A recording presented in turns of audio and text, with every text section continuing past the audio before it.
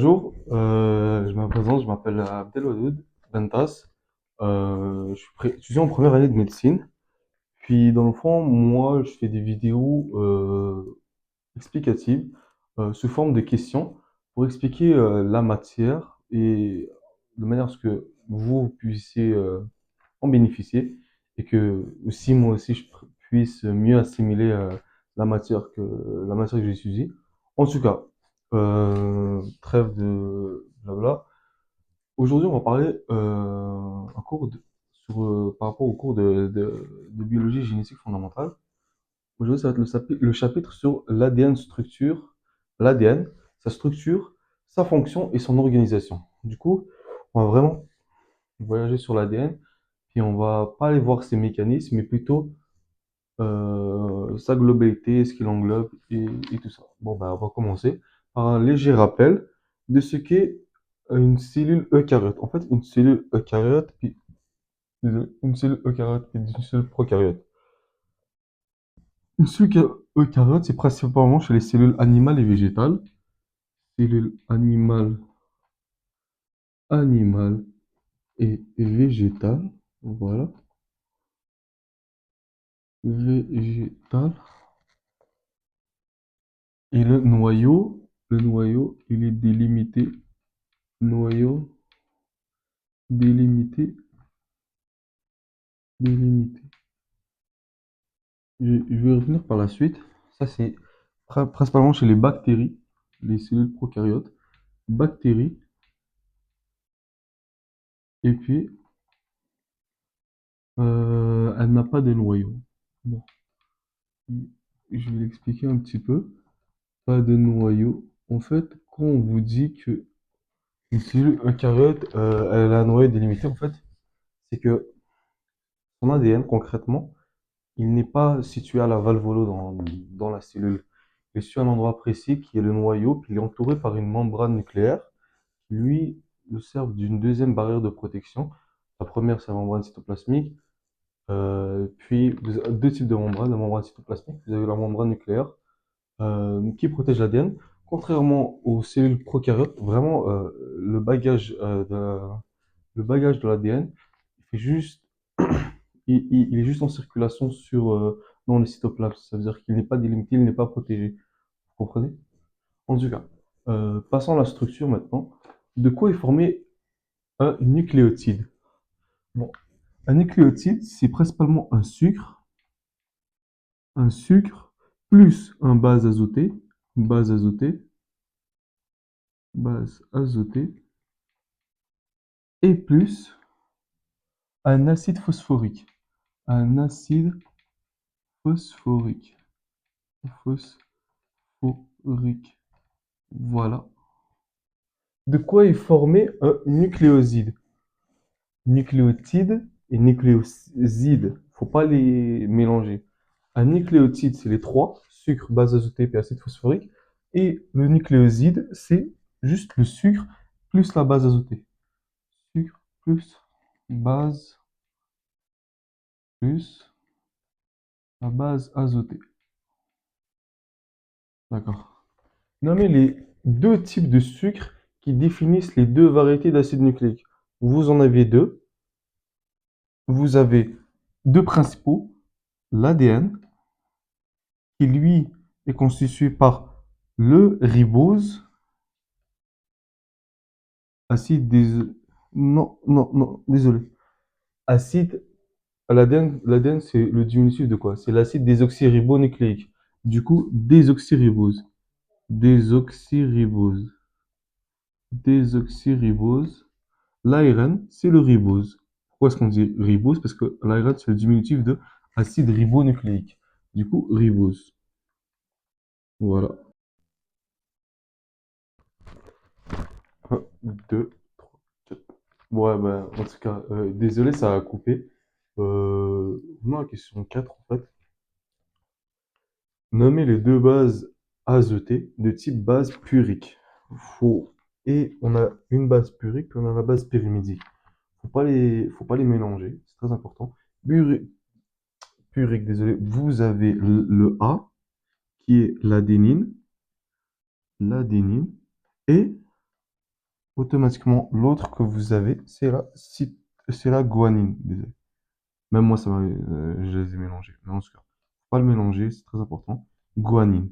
Automatiquement, vous avez, pour ce qui est de la base, en fait, juste apprenez la base purique. Automatiquement, vous allez connaître les bases pyrimidiques. Parce que c'est les contraires, en fait. Du coup, même question que la question 4, même question que la 4, mais pour les bases pyrimidiques. Du coup, si ici j'ai adénine, du coup, je dois avoir thymine. Bien d'accord. Et qui remplace la thymine chez l'ARN? C'est l'uracile. Du coup, uracile. Et vu que j'ai guanine, du coup, automatiquement, je dois avoir, voilà, cytosine. Cytosine. Désolé.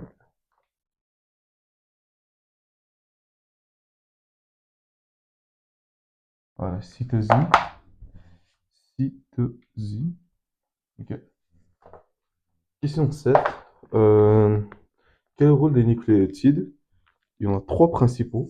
Le premier, qui est le nucléotide triphosphate. Son rôle, c'est le transport d'énergie. Du coup, on va écrire nucléotide. Nucléotide triphosphate. Triphosphate.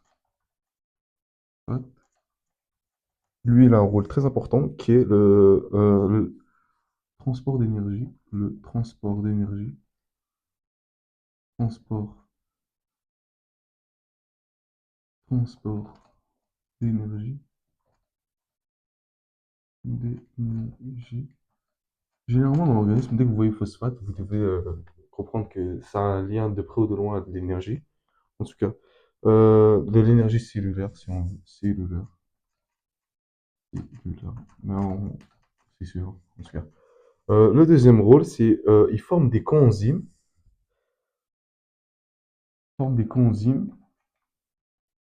qui, eux, à leur tour, vont former des réactions enzymatiques. Forment des coenzymes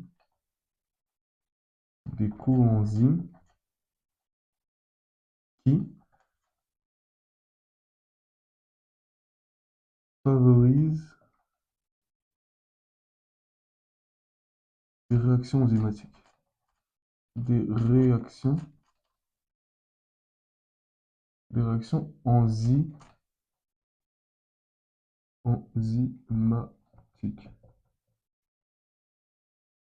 Bon.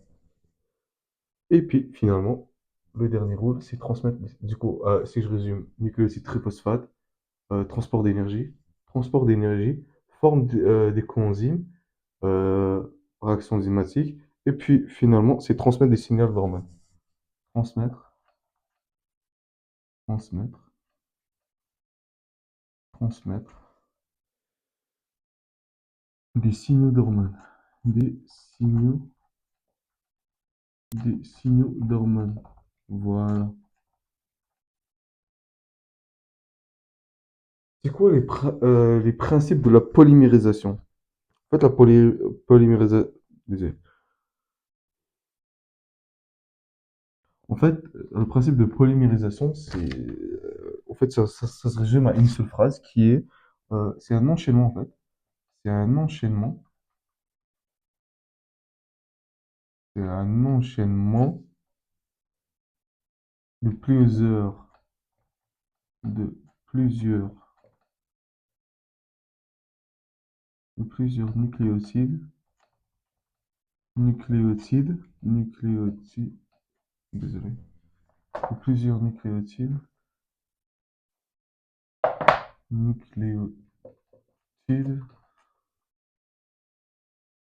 qui constituent un acide nucléique lié par une liaison.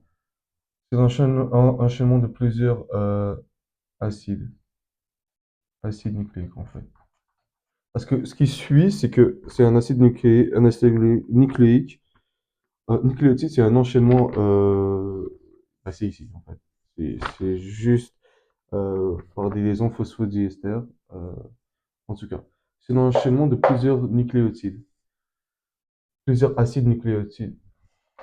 Je vais écrire comme du monde. Tac. Hop. De plusieurs nucléotides. Plusieurs nucléotides. nucléotides qui vont constituer un acide qui constitue un acide nucléique, qui constitue en fait dans le fond, qui constitue un acide, un acide nucléique. Voilà. Un acide nucléique. Bah, en fait, un acide nucléique, c'est directement lié par une liaison phosphodiester. Faut pas l'oublier parce qu'on on a je vais écrire, c'est mieux. Acide nucléique lié par une liaison, lié par une liaison phosphodiester.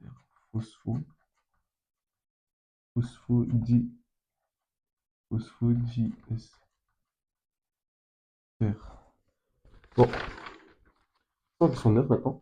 Quelle est la convention pour lire une séquence d'ADN? La convention pour la lire, faut pas l'oublier. En fait, c'est une base que vous allez finir par maîtriser. C'est toujours du 5' vers le 3'. Ce qui veut dire que, par exemple, je trace une molécule, un sucre, hop, vous allez toujours lire de 5' qui va être lié avec le 3' ici. Vous comprenez, ça c'est le sucre, parce que là vous avez la base azotée qui va être connectée, en tout cas. Et vous avez l'acide phosphorique de l'autre côté. Mais la convention pour la lire, je dis bien la lire, on va voir d'autres cas ultérieurement, mais en tout cas, c'est toujours 5' qui va vers 3'. Faut le voyez. Bon, maintenant, parlons plus globalement de l'ADN et les trois principales structures qu'on est passé à travers l'histoire. La première structure, c'est la structure primaire, où en fait, vous avez juste les brins d'ADN et leur base azotée, une convention, genre ce que vous écrivez, comme si c'était une échelle, on les voit droit. C'est juste un enchaînement de nucléotides. Du coup, un ensemble de nucléotides. De nucléotides. Et la structure secondaire, c'est celle connue par tout le monde, en fait. C'est le schéma de double hélice de l'ADN, connu par tout le monde, connu par le grand public, en tout cas. Celle-là, en fait, c'est deux brins liés. Je vais l'écrire. Leur principale caractéristique, elle est antiparallèle. Antiparallèle. Antiparallèle. Elle est hélicoïdale. Hélicoïdale. Hélicoïdale. Voilà. Euh, euh, Par hélicoïdale, je veux dire en forme de double hélice. Forme de double, double hélice. Voilà. Puis dans le fond, c'est lorsqu'on a connu qu'il y avait une liaison hydrogène entre chaque base azotée. On va parler dans une prochaine question. Entre chaque base azotée, entre chaque. En tout cas, faut vraiment juste connaître la structure puisqu'elle représente dans le fond. Entre chaque brin, entre chaque brin, une liaison hydrogène. Liaison, une liaison H.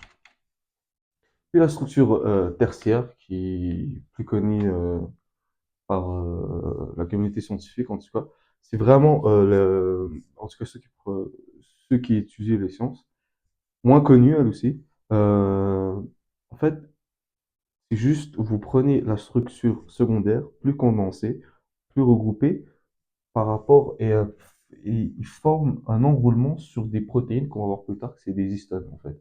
Mais en tout cas, c'est un ensemble ça, c'est vraiment un schéma abrégé. Faut pas le voir comme ça dans la réalité. C'est vraiment, vous allez avoir une condensation qui va former des chromatides et puis par la suite des chromosomes. Un peu plus tard, on va voir ça beaucoup plus tard. Mais en tout cas, ça, c'est une condensation, ensemble de condensation du brin d'ADN. Ensemble de condensation, condensation du brin d'ADN,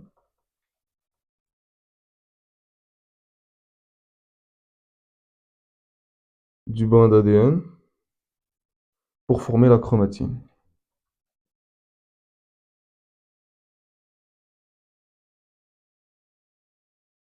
Pour former la chromatine. Voilà.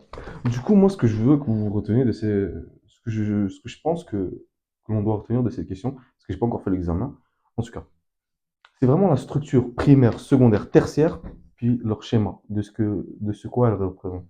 Par structure primaire, on a dit que c'était un ensemble de nucléotides simples. Structure secondaire, c'est vraiment la double hélice qui est connue par tout le monde. Elle est antiparallèle, entre chaque brin une liaison H. Puis là, c'est vraiment la structure tertiaire, c'est ensemble de condensation du brin pour former la chromatine, qui par la suite deviendra le chromosome. En tout cas, dans la formation secondaire, le A peut faire combien de liaisons avec T? Et la même question avec C et G. Par liaison, ce que je veux dire, c'est des liaisons hydrogènes. Du coup, automatiquement, on sait que les liaisons entre A et T sont plus faibles. Pourquoi? Parce que vous n'avez que deux liaisons hydrogènes. Tandis que ça, c'est des liaisons hydrogènes. Deux liaisons, deux liaisons H. Tandis que l'AC avec la cytosine avec la guanine, c'est trois. C'est des liaisons beaucoup plus solides, beaucoup plus dures, qui demandent beaucoup plus d'énergie à casser. Euh, Tac, trois liaisons H. Trois liaisons H. Et ça, c'est vraiment important à retenir. Quelle est la forme la plus importante pour ce cours de l'ADN?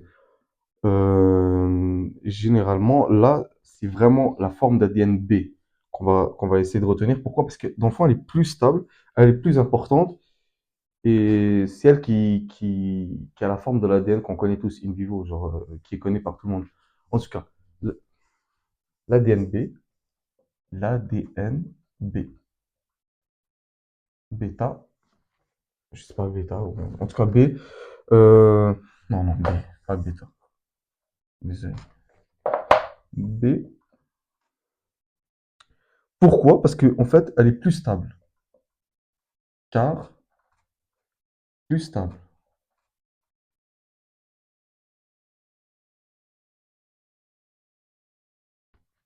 Quelles sont les principales différences entre l'ADN et l'ARN? En fait, la principale différence entre l'ADN et l'ARN, c'est que l'ARN, qu'est-ce qu'il a comme particularité contrairement à l'ADN? C'est que déjà, c'est une structure qui a un seul brin. Ça veut dire que vous n'avez pas ce cas-là. Vous n'avez qu'un seul brin. Comme si vous prenez cela et vous le faites un clivage. En tout cas, vous avez un seul brin. Très important à retenir, un seul brin. Un seul brin. On avait dit que le sucre de l'ARN, c'est le ribose et non le désoxyribose. Du coup, sucre différent, c'est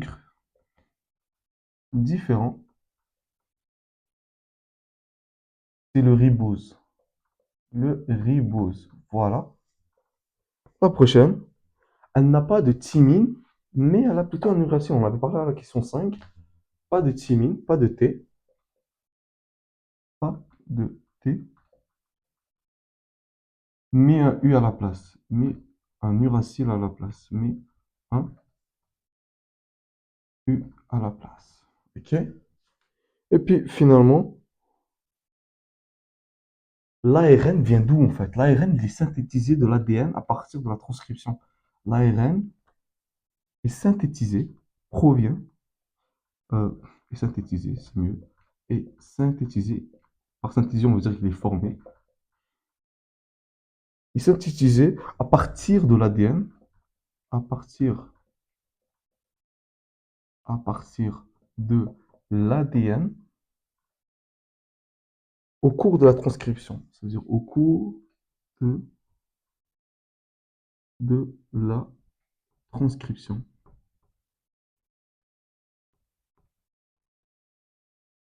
Voilà. Qui permet au virus, en fait, ça c'est une question qui pourra venir à l'examen. Parce quoi? Parce que c'est, évidemment, pour les gens qui études médicales, études, on voit d'étudier les prochaines pathologies. qui permet au virus à ARN de synthétiser de l'ADN à partir de l'ARN. En fait, quand on la lit à première abord, ça semble compliqué, mais essayez de diviser la phrase. Qui permet au virus ARN, le virus ARN, de synthétiser, de former, il forme de l'ADN à partir de quoi? À partir de l'ARN. À partir de l'ARN. Je ne sais pas si c'est clair, mais en tout cas, essayez de diviser la phrase pour mieux la comprendre. C'est simple, c'est l'enzyme de transcription inverse. C'est l'enzyme de transcription, transcription inverse. Du coup, voilà ce qui termine notre partie, notre première partie. On se retrouve pour la partie 2.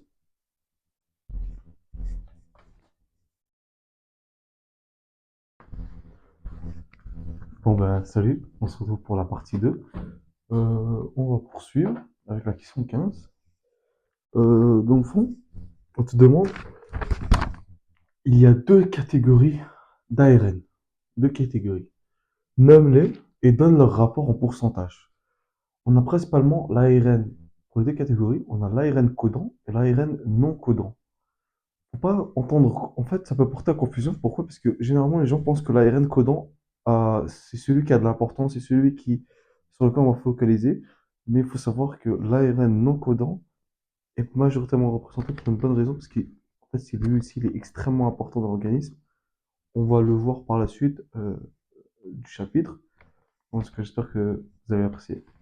Bon, on a dit il y a deux types de catégories. On a dit l'ARN codant, son rapport. Désolé, je vais juste prendre.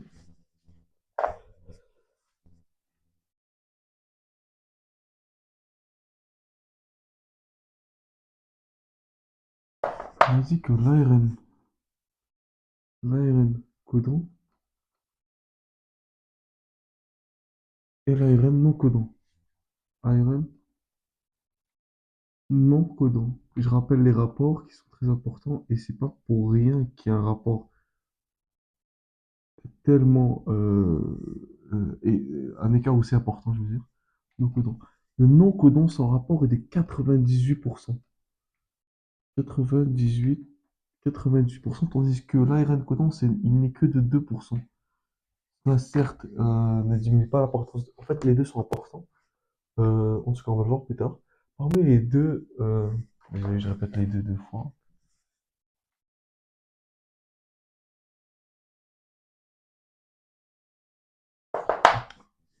Parmi les deux catégories, nomme les composantes de chacun de ces types. Par composante, moi, ce que je cherche à dire, c'est les types d'ARN codants et les types d'ARN non codants. Ben, l'ARN codant, vous avez un type, c'est quoi? C'est l'ARN messager, dans le fond. ARN codant, ARN codant. Vous avez principalement un seul type, qui est l'ARN, l'ARN M messager. Voilà. Et finalement, vous avez l'ARN non codant qui, lui, se divise en différents sous-groupes. C'est pour ça que il a son importance parce que chaque sous-groupe joue un rôle. En tout cas, l'ARN non codant,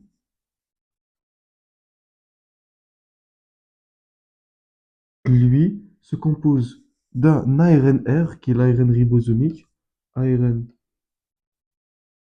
qui est ribosomique, j'en dans le ribosome, ribosomique. Vous avez l'ARN-T qui est l'ARN de transfert, ARN-T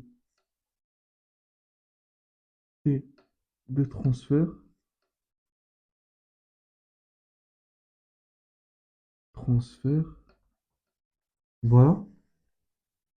Et vous avez les petits et longs ARN. Les petits et longs ARN. Et longs ARN. Passons maintenant à la question 17. L'ADN est caractérisé par deux types. extracellulaire et intracellulaire. Qui sont-ils? Qui sont-elles? Je veux dire, quel type euh, est dans l'extracellulaire, puis ou vraiment, en fait, non. L'ADN est caractérisé par deux types, extracellulaire et intracellulaire. Où sont-elles, je veux dire? Où sont-elles? Où sont-elles? En tout cas, l'ADN est caractérisé par deux types. Donc, on a dit le premier type était extracellulaire, ADN extracellulaire. Je vais un petit peu parler sur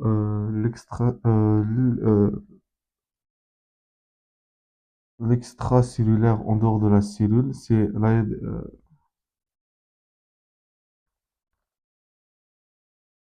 d'abord, ADN extracellulaire. On a dit que c'était ADN extracellulaire.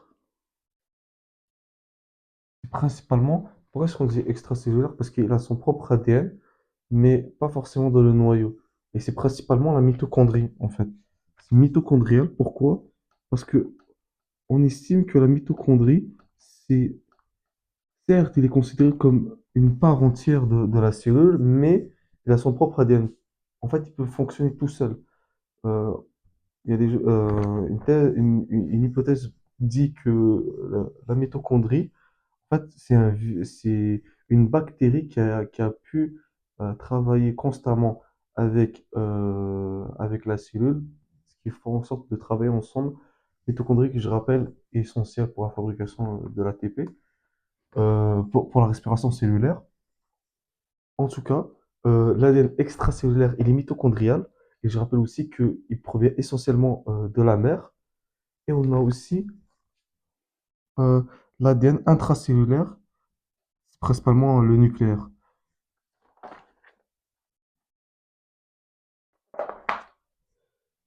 L'ADN intracellulaire, intracellulaire,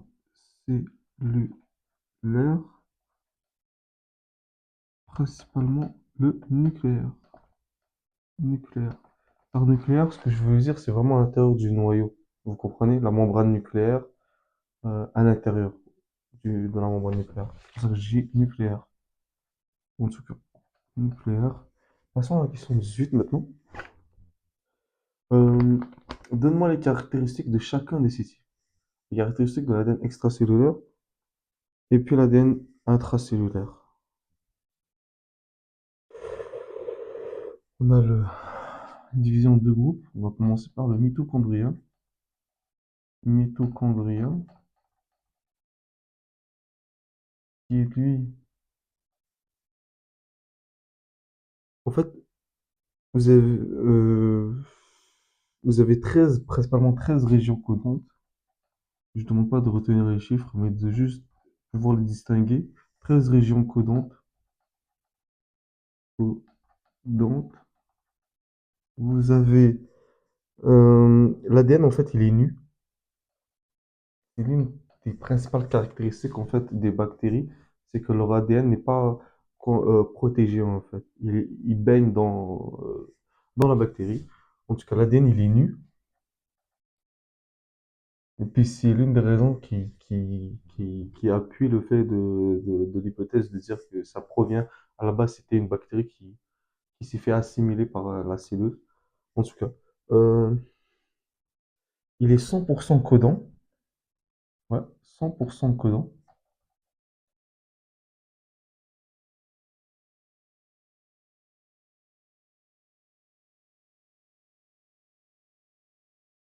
Via d'une transmission maternelle, je l'avais dit tantôt,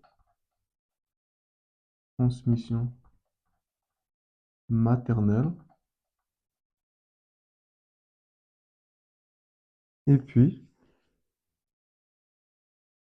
euh, absence d'ADN répétitif et d'intrants. Donc absence de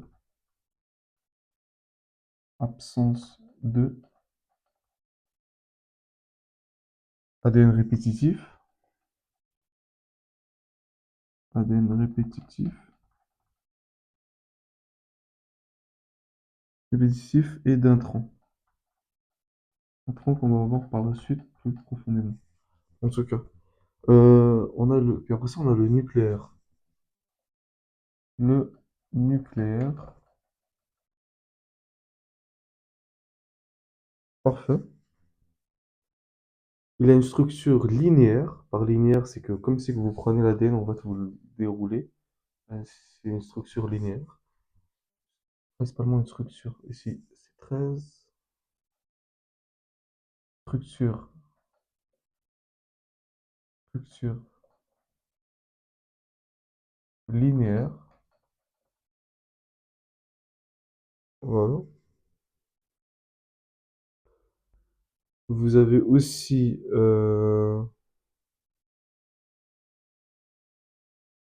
50% de son ADN est répétitif. 50% est répétitif. Est répétitif. Vous avez aussi un... Retenez vraiment pas les chiffres, mais retenez ce qu'ils disent, pas ça que j'essaie d'expliquer.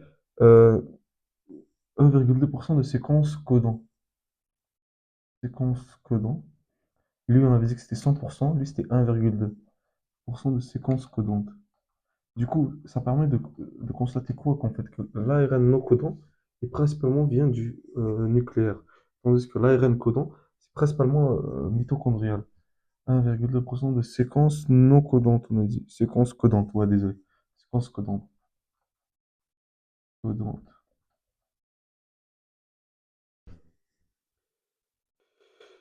Euh, Transmission maternelle, là, c'est transmission mendélienne. Ça veut dire via notre espèce. Transmission mendélienne. Mendélienne. Voilà. Et puis, il contient des intrants. Contient des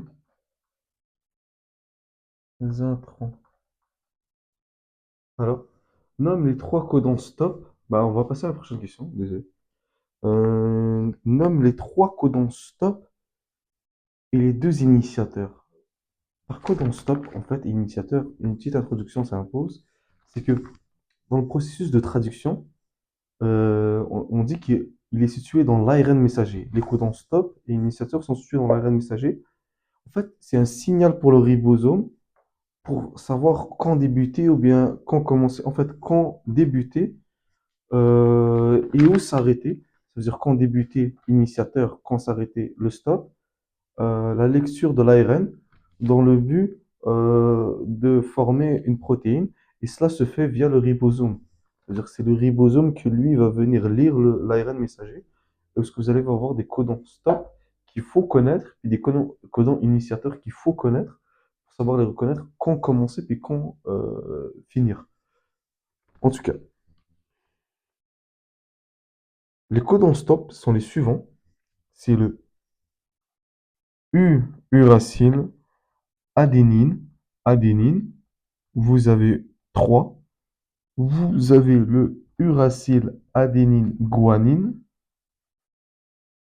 Et vous avez le uracile, guanine, adénine. Du coup, UAA, UAG, UGA. UAA, UAG, UGA. UAA, UGA, UAG. Voilà, c'est juste un UAA, ça faut connaître. UAG, UGA, juste pour les changer. C'est simple que ça. Faut les connaître, bien évidemment. Vous avez, pour les codons initiateurs, vous avez deux types. Vous avez l'ATG, l'adénine, la thymine et la guanine. Et vous avez remarqué qu'on a aussi l'AUG. Et donc, logiquement, vu ce qu'on a vu à la partie 1, l'AUG et l'ATG, ça vous laisse poser quoi? Quelle est la différence? C'est le T et le U. Du coup, ça, c'est le codon initiateur pour un brin d'ARN. Et celui-là, c'est pour l'ADN. Vous comprenez? Du coup, si on résume bien, codon stop UAA, UGA, UAG, puis codon initiateur, c'est ATG pour l'ADN et AUG pour l'ARN. Simple que ça. Vous devez les connaître, c'est 5. En tout cas, passons à la question 20. Quelles sont les constitutions d'une chromatine? C'est assez simple, c'est l'ADN plus des protéines. Par protéines, ce que je veux dire, c'est que c'est des histones, certes, mais vous avez plusieurs catégories dans les histones. C'est pour ça qu'on va essayer de dire protéines. Ça reste des protéines même à ça. En tout cas, c'est de l'ADN plus des protéines. Protéines, protéines. Quels sont les 5 types de constituants qui constituent l'histone? Vous en avez 5. Aussi, il faut les connaître. Il faut connaître. En fait, on va y revenir plus tard. Mais en tout cas, vous avez le H1, le H2A, le H2B, le H3 et le H4.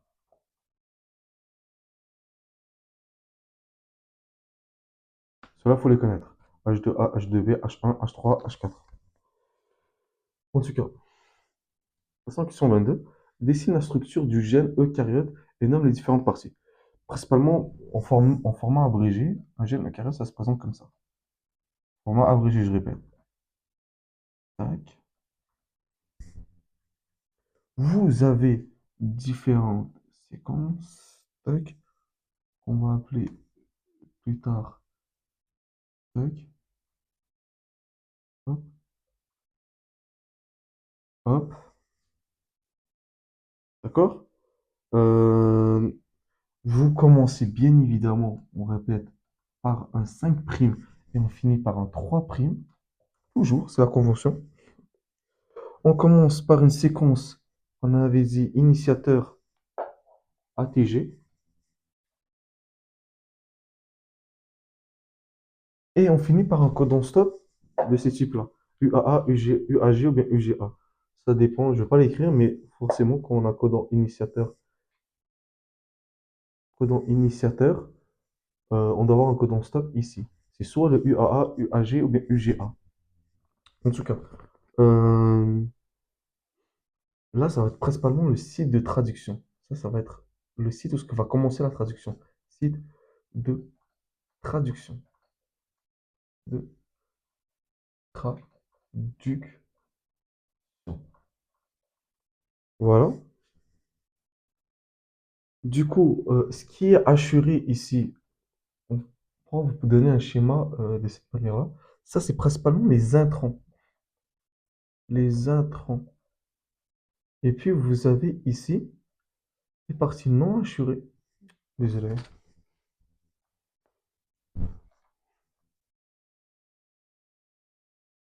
Pas vous puissiez prendre en photo à la fin. En tout cas, vous avez ces séquences-là. On avait dit que les séquences assurées, c'est principalement des intrants. Et puis, les séquences non assurées, ce sont les exons.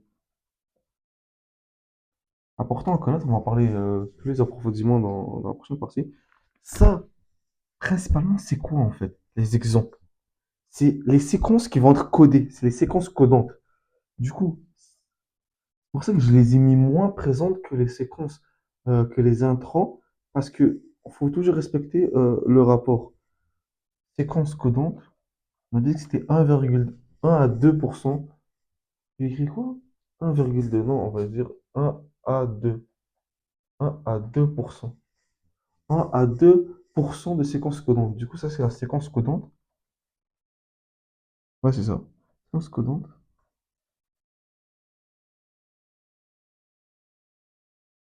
Et ça, finalement, c'est la séquence non codante.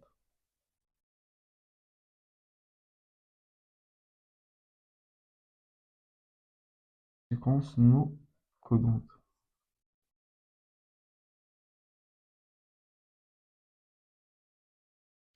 Et puis, vu que là, c'est un site de traduction, du coup, on doit avoir ici, en guise de fin, un signal de coupure, que je rappelle que c'est soit l'UAA, UAG ou bien UGA. Je le répète, je le répète, je le répète, je le répète, parce que ça, les codons stop, codons initiateur, ça doit être des bases. Ça veut dire que vous devez l'avoir, vous devez le connaître. UAA, UAG, UGA, ATG, AUG. Voilà. C'est ce que vous devez connaître. UAG, UGA. En tout cas, signal de coupure. Signal de coupure.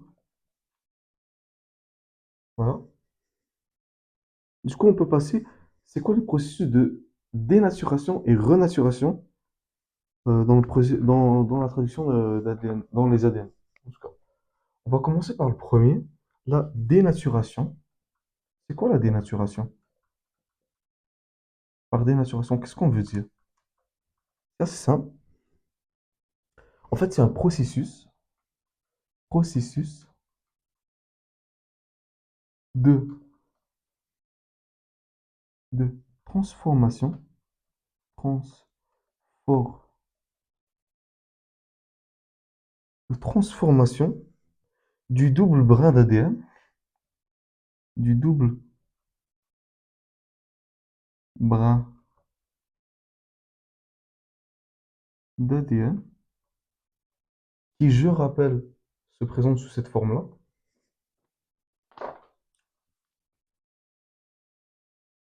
Hop.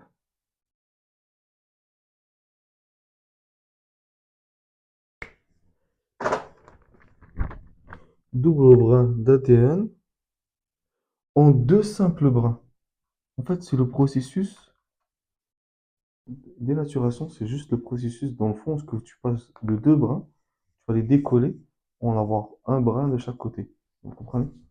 En tout cas, en deux brins distincts, en deux simples brins. Simples brins qui vont être les suivants.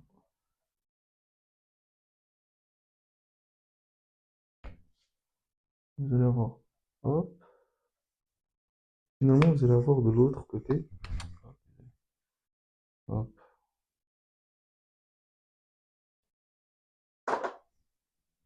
je referme la parenthèse. Puis ça va agir principalement, comment ça va se faire? Via des agents chimiques, à travers des agents,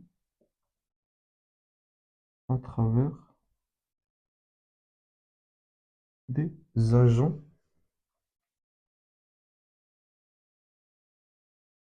des agents chimiques et physiques. Je peux en nommer quelques-uns, chimiques et physiques.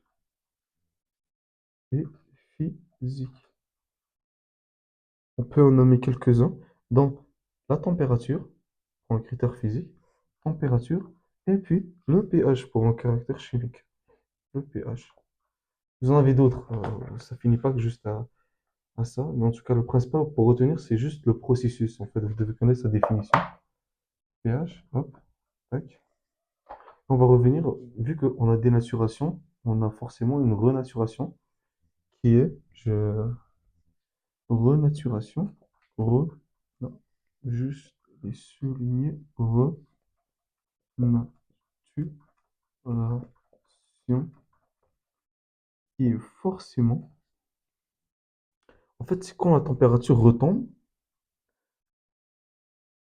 quand la température retombe,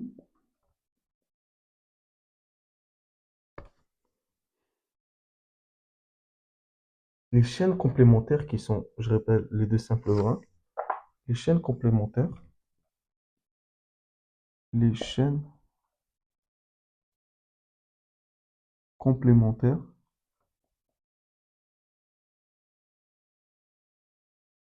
complémentaires, dans le fond, qu'est-ce qui se passe? C'est qu'ils se réassocient. Se réassocient. Désolé. Réassocient.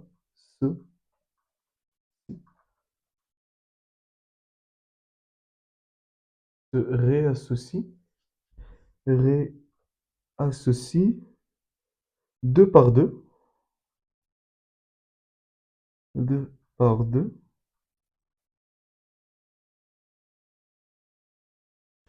Avec la réapparition, en fait, c'est juste, dénaturation, tu les décolles, renaturation, tu les remets ensemble. Les deux simples brins, puis en tout cas, faut pas oublier que aussi, ça fait via les liaisons hydrogènes. On casse. Je rappelle euh, que l'AT, c'est deux brins, deux liaisons hydrogènes. CG, c'est trois. Vous comprenez?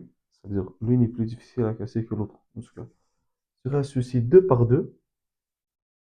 Deux par deux avec avec réapparition des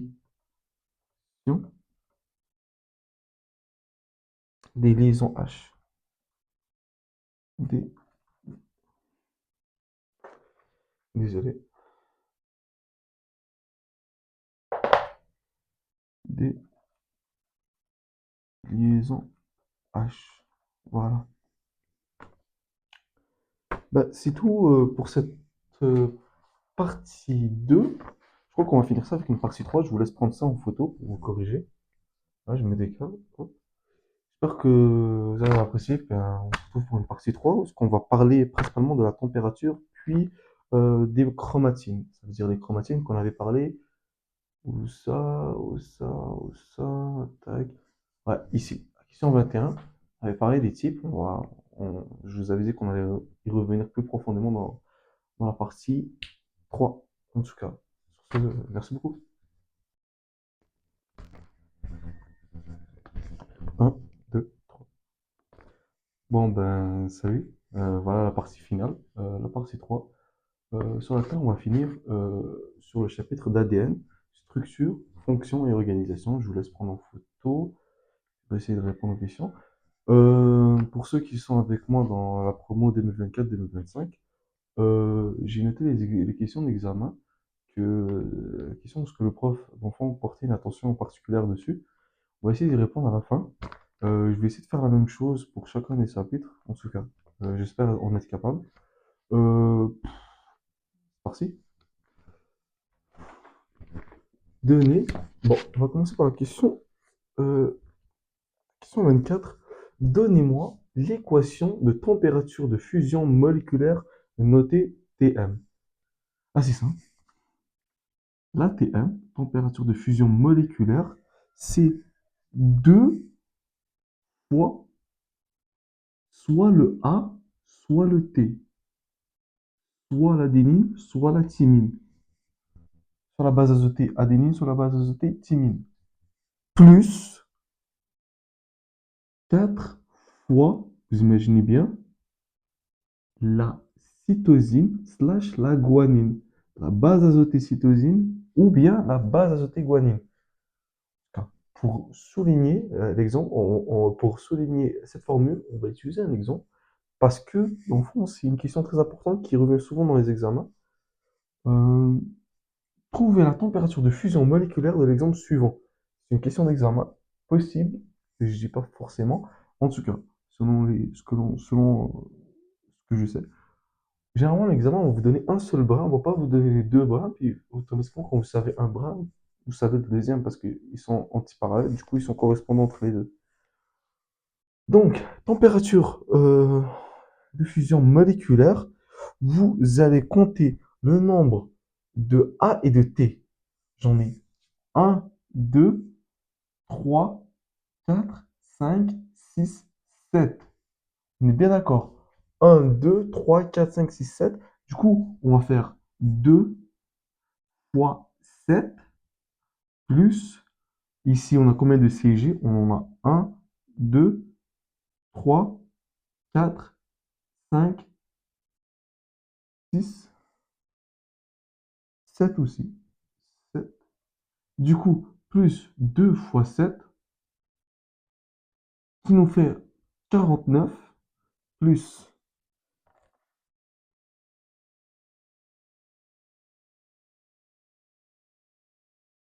2 fois 7. Ah, désolé, je suis con. Désolé. J'ai vu 7 fois 7, j'ai vu 7 exposés en deux. En tout cas, 14. Et je réponds. 14 fois 4. 4 fois 7, les mecs.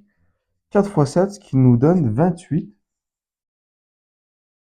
28 qui est égal, tout cela est égal à 42. Pardonnez-moi pour l'erreur. 2 fois 7, 14, 4 fois 7, 28. Vous allez faire le total. Du coup, la température de fusion moléculaire est de 42. Définition d'abord. C'est quoi une chromatine en fait? Une chromatine, c'est quoi? En fait, c'est un ensemble, on va l'écrire, c'est un ensemble de nucléosomes.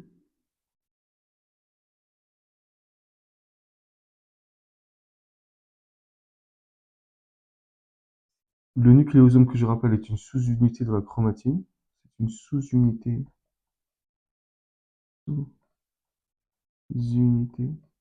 de la chromatine.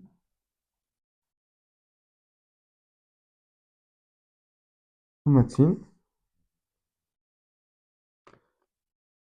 liée par des liens internucléaires. Liée par des liens, par des liens internucléaires. Inter, inter, je fais ça comme du monde.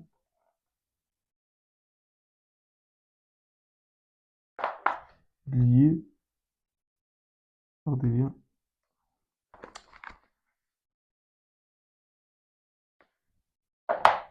liés par des liens internucléaires.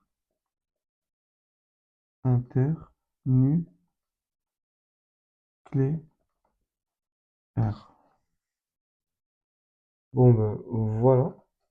De quoi est fait cette chromatine? En fait, elle est principalement faite d'un noyau protéique autour duquel va venir s'enrouler l'ADN. Du coup, on va l'écrire. Ah, on avait dit que elle est faite d'un noyau, faite d'un noyau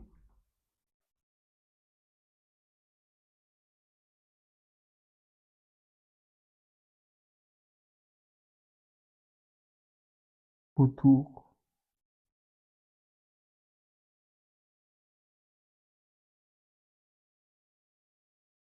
duquel va venir s'enrouler un brin d'ADN. Un brin d'ADN. Un brin d'ADN, oui. Tac, tac, tac. Oh.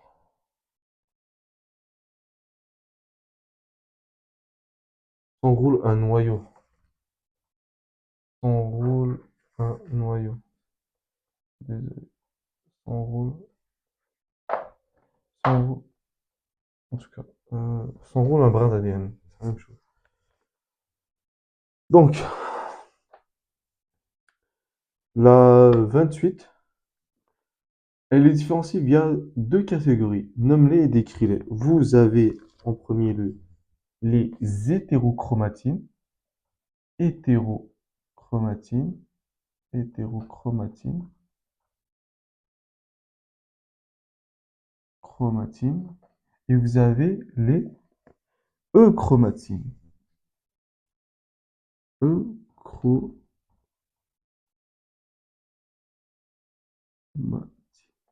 D'accord. Pour ce qui est des hétérochromatines, en fait, c'est des régions du génome. C'est des régions du génome. Des régions du génome. En fait, où la chromatine, elle est vraiment très compacte. En fait, c'est une région qui est assez condensée, assez forte entre elles, puis elle est inactive. Euh, la région de hétérochromatine, le type de jeu. Euh, des régions du génome où la chromatine où la chromatine,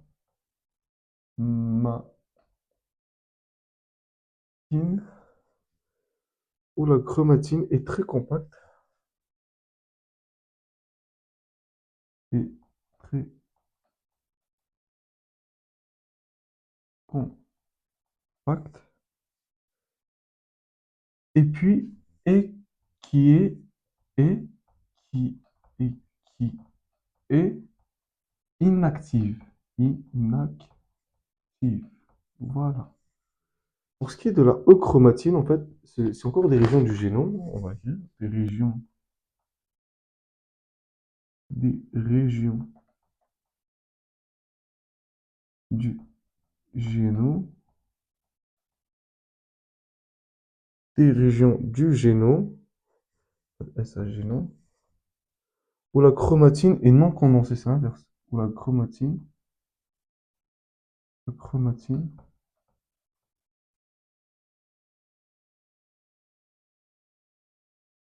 est non condensée.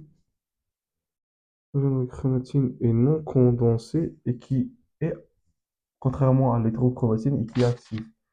Et qui est active. Voilà. On va passer à la question 29. La chromatine est composée de deux exemplaires de chacune des histones suivantes. On va les nommer. Ça représente dans le fond un complexe où ce que la brin d'ADN va venir s'enrouler. On va nommer les différentes histones dans ce complexe. En tout cas, c'est une chromatine. Tac, tac, tac. Ok. Déjà, on a à l'intérieur ici, on va voir quoi? On va voir tout sauf la H1. Par là, ce que je veux dire, c'est que vous allez avoir le H2A qui va être lié au H2B, on en a parlé dans la partie 2. Vous allez avoir le H3 qui va se lier avec un autre H3, puis vous allez avoir un H4 qui lui va venir se lier avec un autre H4. Et puis finalement, à l'extérieur, en guise de liaison, vous avez le H1 qui est très important. Pourquoi? Je vais l'expliquer dans quelques instants. En tout cas, concentrons-nous sur la partie centrale de la chromatine. En fait, si ici, vous avez l'octamère, ceci est un octamère, un octamère, 1, 2, 3, 4, ok. Tac, octa. Pourquoi est-ce qu'on dit octa dans le fond? Parce que vous avez 8 histones, H2B. Je répète, ça c'est H2A, ça c'est H2B.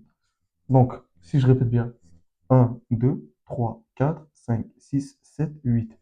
Vous avez le H2A, le H2B, le H3 et le H4. 4 fois 2 exemplaires, ce qui nous fait 8, octavère. Simple. Du coup, et puis ce qui est en bleu ici, désolé si c'est pas clair, ça c'est le brin d'ADN, le fil d'ADN. Fil d'ADN. C'est pas le brin, c'est le double brin, mais en tout cas, fil d'ADN. D'accord. Une information très importante à retenir, c'est que, tac, tac, tac, ici on avait dit que c'était le H1. En tout cas, ça c'est le H1. Je préfère l'écrire comme ça. Hop, en tout cas,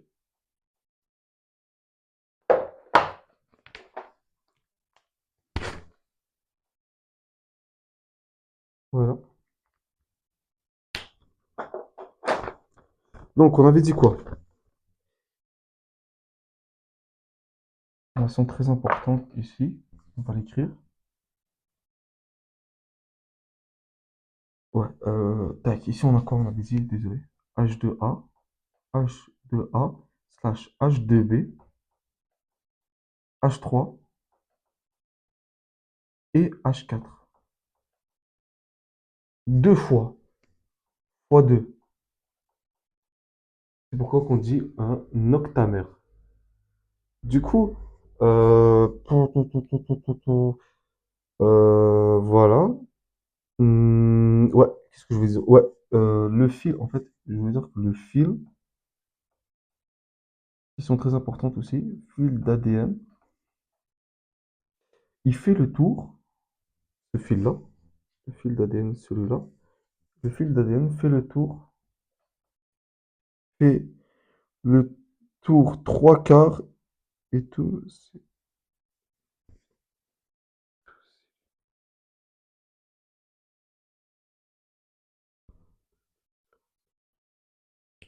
Ok, il fait le tour une fois, il fait le tour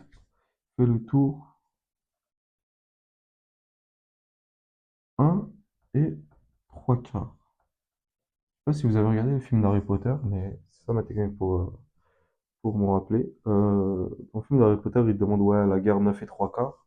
Juste vous enlevez 9 et un et trois quarts. Il fait le tour un et trois quarts.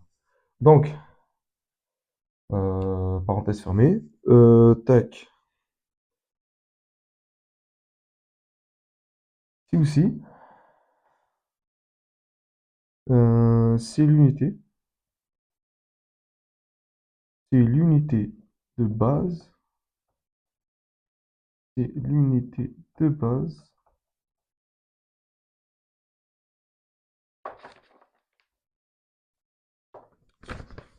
c'est l'unité de base de la chromatine. Ça, c'est l'unité de base de la chromatine, de la l'unité de base de la chromatine,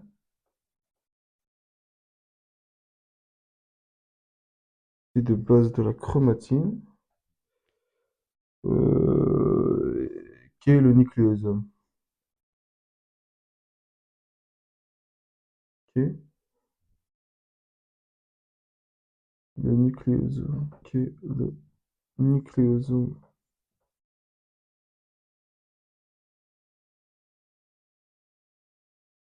Bon, revenons sur le H1 et essayons d'en parler un peu plus précisément. En fait, le H1, il fait quoi? En fait, le H1, je vais l'écrire. Le H1, je vais l'écrire juste ici. Qui est parenthèse très importante à retenir. Le H1, le H1, c'est lui qui va relier. En fait, c'est lui le H1. Le H1 relie les molécules des nucléosomes entre eux. Les molécules de nucléosomes,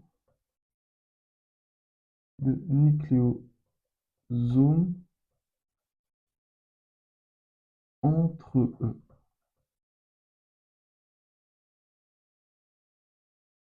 Donc, ça, ça c'est un nucléosome. Ça et ça, ce sont des nucléosomes. Nucléosomes,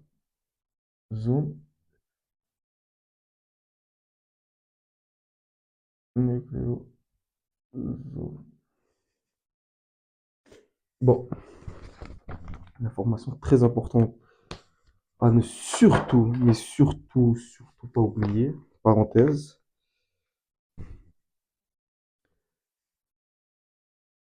Vous savez quoi? Je vais même mettre en quelque sorte en guise de partie. Tac. Important.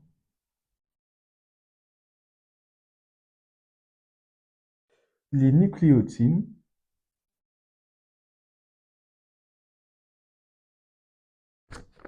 désolé, les nucléotides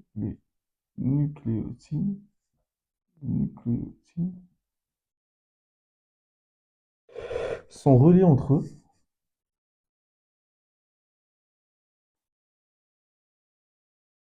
En fait, ils sont reliés entre eux avec une liaison phosphodiester. Qu'est-ce que je veux dire par phosphodiester? C'est que c'est une liaison OH. Voilà. C'est très important à retenir parce que ça peut poser c'est des détails qui jouent son importance dans l'examen.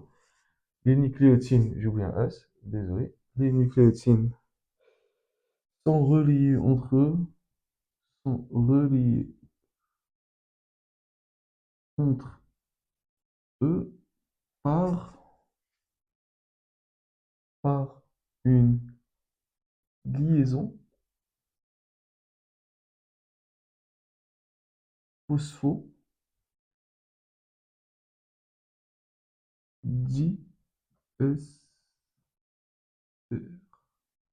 Entre parenthèses, OH. Phosphodiester. Il n'y a même pas phosphodiester. Voilà.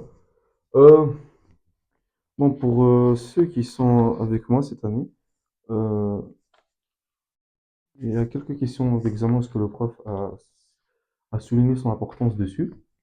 Du coup, on va essayer, je les ai notés. J'en ai noté 5, je crois que j'en ai loupé quelques-unes, mais en tout cas, c'est ceux que j'ai pu noter. On va essayer d'y répondre ensemble. Question d'examen. Combien fait de tout? Chacune de ces questions-là, on y a répondu dans la vidéo. Il faut juste porter attention. Combien fait de tours l'ADN sous sa forme B sur la protéine d'histone? On avait dit quoi? Il fait un tour. Non, je vais répondre avec un autre crayon.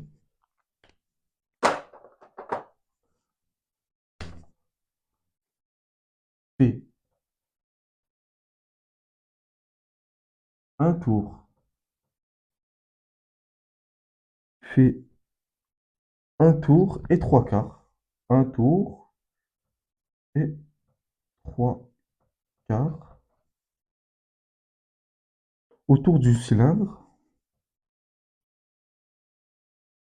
Autour du cylindre. Voilà. Soit 146 pb.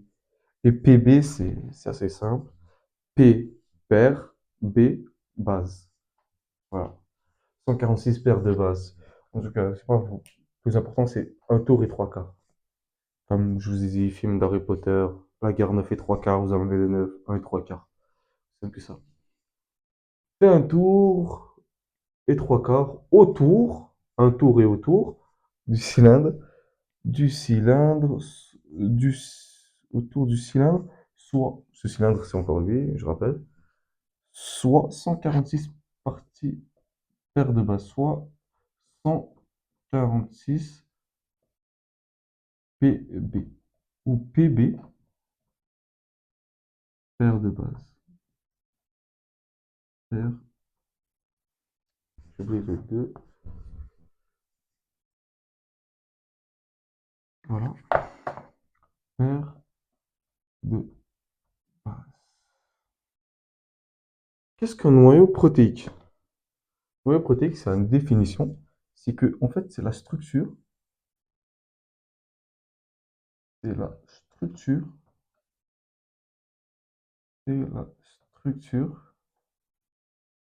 cylindrique, cylindrique, structure cylindrique, c'est un octamère. Vraiment, la question 29 est vraiment très importante. On va y revenir beaucoup. C'est parce que c'est ça la base en fait de l'histone. En tout cas, la structure cylindrique, c'est un octamère. On avait dit, c'est un octamère. C'est un octamère constitué de deux exemplaires. Constitué de deux exemplaires. Deux exemplaires. Hop, de chacune des histones suivantes qu'on a nommées précédemment, qui sont ceux-là. De deux exemplaires de chacune des histones,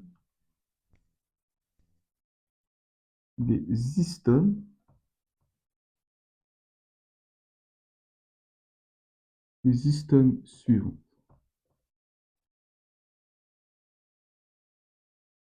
On a la H2A, la H2B, la H3 et la H4. Et puis la H4, le tout fois 2. Je répète. Attendez, c'est bien. Tac. Non,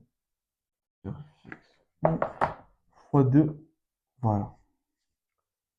C'est quoi la définition du processus de naturation et dénaturation? Celui-là, je vais pas écrire. Parce que franchement, on a passé assez de temps dans la partie 2. Processus de naturation, c'est le fait par lequel, via une baisse de température, en fait, deux brins d'ADN se regroupent ensemble.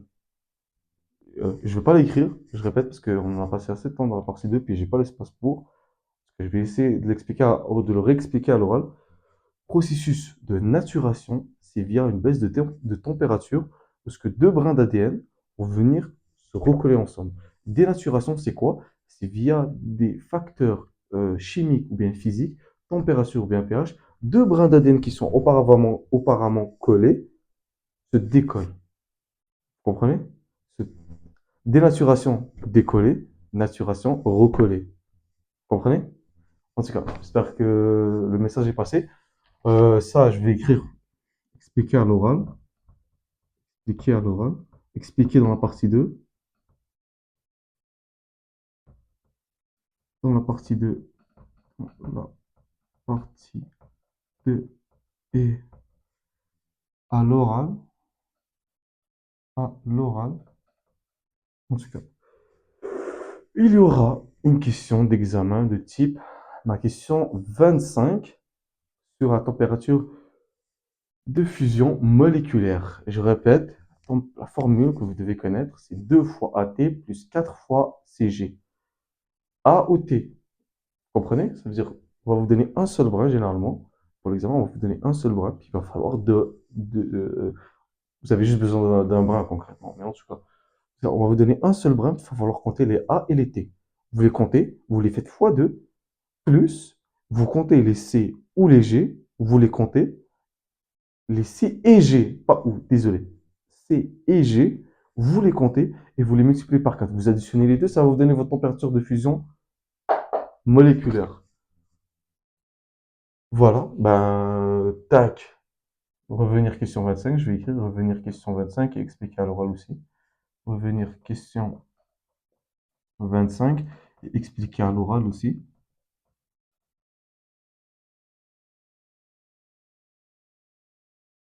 Tac, expliquer à l'oral.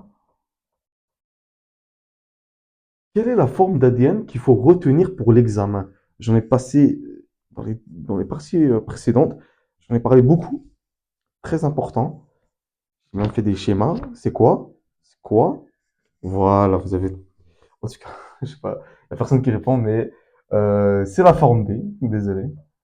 Un peu tard, 14 En tout cas, forme B, c'est la forme B qu'il faut retenir. Pourquoi? Parce que c'est une. Elle est de quelle forme? En fait, c'est une hélice. C'est une hélice droite. Du coup, ce qui termine notre partie de l'ADN structure, fonction et organisation. J'espère que vous avez apprécié. Voilà, je commence, je débute. J'ai changé le cadrage dans le fond. J'espère que vous avez apprécié. Sur ce, je vous souhaite de réussir vos examens. Passez une bonne journée. C'était Abdelwadud Bontas avec vous. Sur ce, au revoir.